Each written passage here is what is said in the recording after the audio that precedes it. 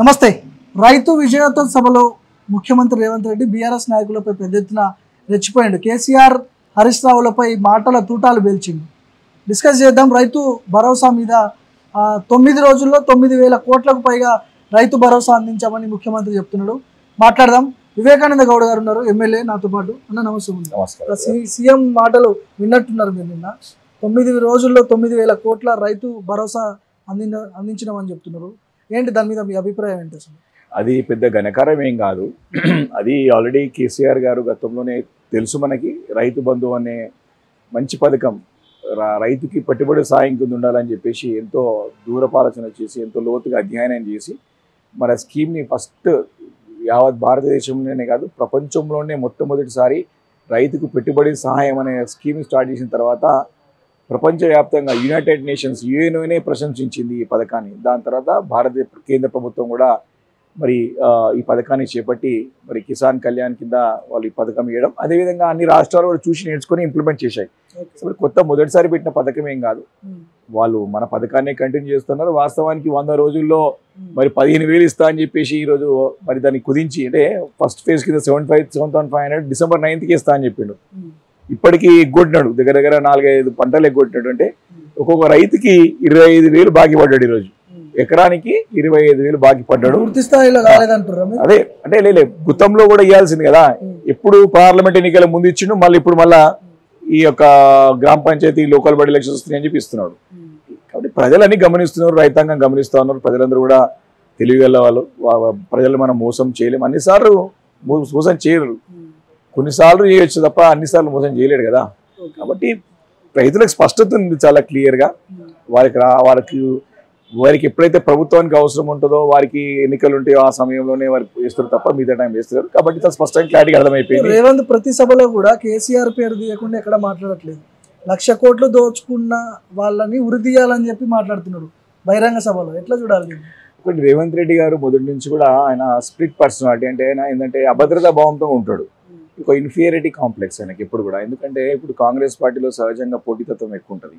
మరి కేసీఆర్ గారిని గట్టిగా మాట్లాడకపోతే మళ్ళీ నా సీటుకి ఏడసరపడుతుంది అని చెప్పేసి నేనే కేసీఆర్ గారికి తీటనే నాయకుడిని చెప్పుకోవడానికి చేసే ప్రయత్నంలో భాగంగానే ఈ రకమైనటువంటి దుర్భిషలు ఆడడము, దిగజారి మాట్లాడడము, చిల్లర రాజకీయాలు మాట్లాడడం అన్ని చేస్తారు. ఇది మంచి పద్ధతి కాదు. ఇది temporary, it's not a permanent politician. ఎప్పుడు కూడా ఎప్పుడైనా సరే నాయకుడు ఒక తన పని ద్వారా మన్ననలు పొందాలా, ప్రజలకి చక్కటి పరిపాలన నుంచి మన్ననలు పొందాలా, ప్రజలకి పరిపాలన ఫలాలు అందించి సంక్షేమ ఫలాలు అందించి ఒక నాయకుడిగా పేరు తెచ్చుకోవాలా. అప్పుడు నాయకుడు ఎప్పుడు స్థిరపడతాడు. కానీ తిట్టుకుంటే నేను ఎప్పుడు రాజకీయ నాయకుడిని ఉంటా, ఇప్పటికీ నేను అధికారంలో ఉంటా, ముఖ్యమంత్రి ఉంటాను అనమాట మంచి పద్ధతి కాదు.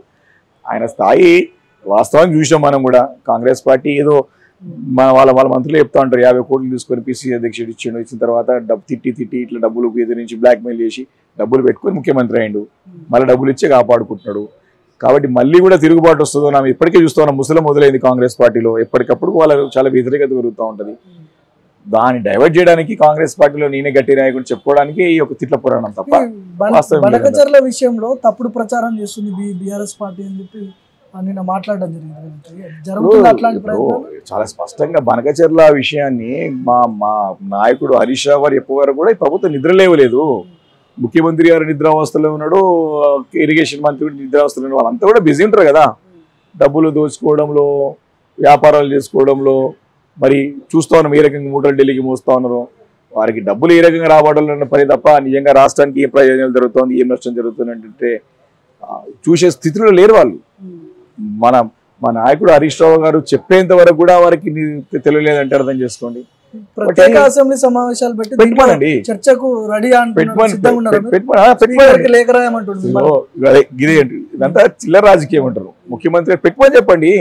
అసలు నువ్వు టైం ప్రకారం పెట్టాలి. వర్షాకాలం సమావేశం అది ఆ సమావేశం పెట్టి ఫస్ట్ అయితే నీకు ఎన్నికలు పెట్టి నీకు చేత కాదు. టైం లోపల నీ మంత్రులను పెట్టుకొని చేత కాదు. మంత్రులు ఫుల్ చేయలే కదా. ఇంకా సంవత్సరం కావస్తోంది. 6 మంత్రులు కాలండి, 3 మంత్రులు పెట్టు. ఇంకా 3 మంత్రులు కానీ లేదు నీ దగ్గర. అది పెట్టు, ఫస్ట్ చేయి. నీ మంత్రులను ఫిల్అప్ చేయి. నువ్వు ఆ టైం ప్రకారం ఎలక్షన్స్ పెట్టు, టైం ప్రకారం అసెంబ్లీ పెట్టు, చర్చకు రా, ఆల్ పార్టీ మీటింగ్ పిలువని మేము చెప్పినాం కదా. అన్ని పార్టీలను పిలువు. ఎవరు ఎంపీలను పిలిచి మీటింగ్ పెడుతున్నాడు.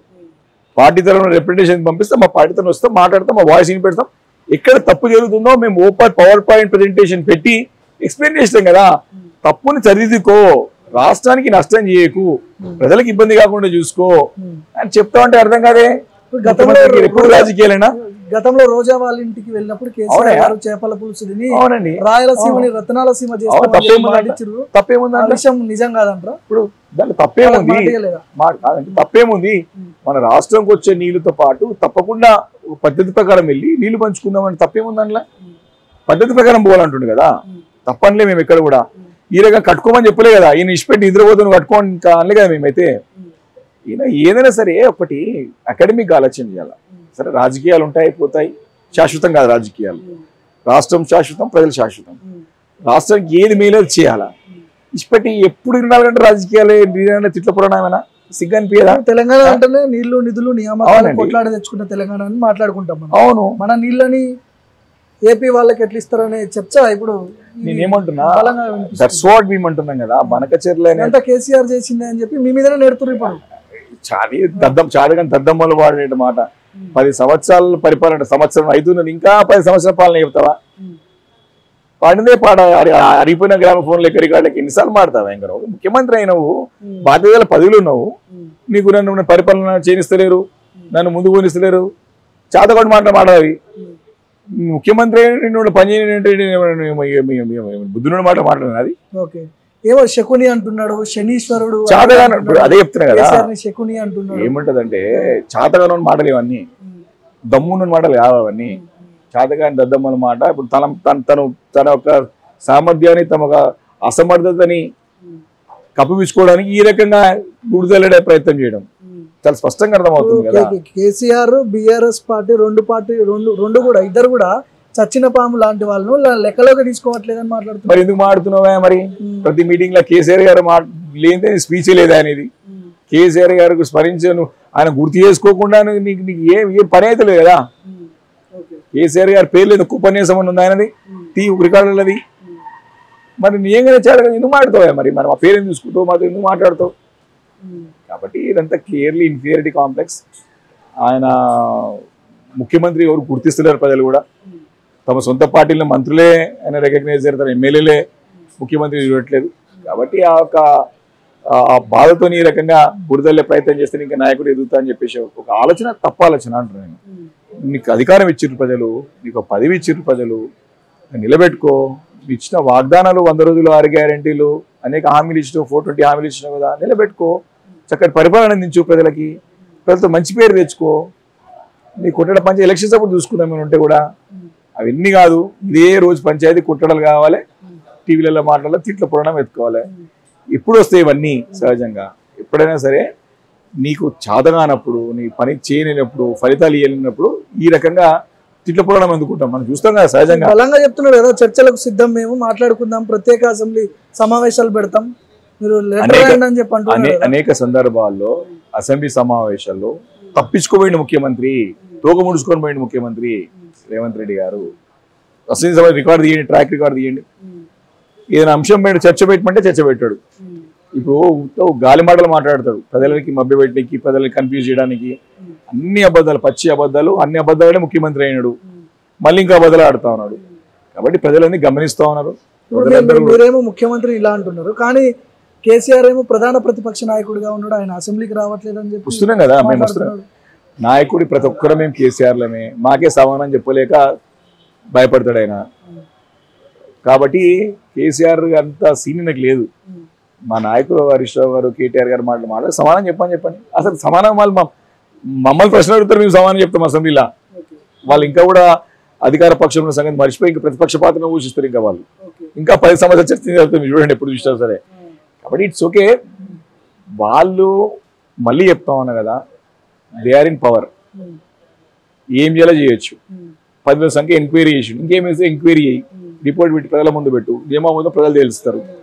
నీ పని ఏరా బాబు, నీకు ఇచ్చిన బాధ్యత నిర్వర్తించు. ఫస్ట్ 100 రోజులు 6 గ్యారెంటీలు చేసినా కూడా మీరు చేసిన పాపమే అని చెప్పి మీ మీద నెట్టేసే ప్రయత్నాలు జరుగుతున్నాయి ఇక్కడ. మరి ముఖ్యమంత్రిని ఇష్టపెట్టేవారు. అవునా? మరి ముఖ్యమంత్రి ఎందుకు మరి ఇష్టపెట్టే రాదు? ఊరికే 10 సంవత్సరాలు అదే ఎప్పుడు కూర్చుంటే పాడింది పాట పశ్చిమల్లా అదే నేను ముఖ్యమంత్రిని చూస్తా అంటే అసహించుకుంటూ చిన్నపిల్లలు టీవీ చూస్తలేరు. ఈయన మీ స్పీచ్ వస్తే ఛానల్ చేంజ్ చేస్తున్నారు ఈయన భాష చూసి. ఏం చెప్తారు నిన్న ముఖ్యమంత్రి స్పీచ్? చూడండి, చెప్పండి. ఆయన టోటల్ గా ఫెయిల్ అయ్యిండు. ముఖ్యమంత్రిగా పూర్తిగా వైఫల్యం చెందినడు. ప్రభుత్వాన్ని నడిపించలేకపోతా ఉన్నాడు. పూర్తి వైఫల్యాలు, అబద్ధాల పునాదులమైన ప్రభుత్వం ఏర్పాటు చేసుకున్నాడు. ప్రభుత్వాలకు దృష్టి మళ్లించడానికి ఈ రకంగా దుర్భిషలాటలు ఆడుతా ఉన్నాడు. తను ఇచ్చిన 100 రోజుల్లో 6 గ్యారంటీలు, 4 420 ప్రామిసెస్ అన్ని కూడా లిఖితపూర్వకంగా బాండ్ పేపర్ మీద ఇచ్చారు. అన్ని ఫైనాన్స్ తెలిసిన ఇచ్చినారు. దాని ప్రజలు ప్రశ్నిస్తారని చెప్పి పదే తిట్ల పురాణం అందుకుంటున్నాడు. సరే క్లారిటీ ఉన్నది, సరే పక్కన పెట్టు. మంచి అడ్మినిస్ట్రేషన్ ప్రజలకి అంటే అది చేతనైతలేదు. ఆయనే అన్నాడు ఐఏఎస్ ఆఫీసర్లకు సహకరిస్తలేరు, మంత్రులతో ఇబ్బంది ఉంది నాకు అని చెప్పేసి. కాంగ్రెస్ పార్టీలో ముసలము, మంత్రులను పెట్టుకోలేకపోతా ఉన్నాడు. ఇవన్నీ కూడా లూప్ హోల్స్. ప్రతిసారి ఢిల్లీకి పోవడము చూస్తూ ఉన్నాం. కాబట్టి ఇంకోటి ఈ డబ్బులన్నీ కూడా ఇటుకెళ్ళి పెద్ద ఎత్తున దోచుకుని ఢిల్లీ కాంగ్రెస్కి ఇవ్వడం, ఇది కాంగ్రెస్ యొక్క సంస్కృతి సంప్రదాయం అదే. కాబట్టి ప్రజలకి నష్టపోతున్నాం. ఇక్కడ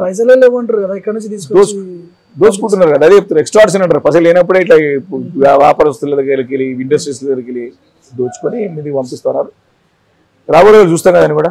సో ఇది ముఖ్యమంత్రి స్పీచ్ పై బీఆర్ఎస్ పార్టీకి సంబంధించిన వివేకానంద కూడా చెప్తున్న మాటలు. ఇవన్నీ కూడా ఖచ్చితంగా వీళ్ళంతా ఫెయిల్యూర్, ప్రభుత్వం ఫెయిల్ అయ్యారు. అందుకనే కేసీఆర్ పేరు లేకుండా రేవంత్ రెడ్డి ఎక్కడ కూడా స్పీచ్ ఉన్నట్లేదు అని చెప్పి ఆయన మాట్లాడుతున్నారు.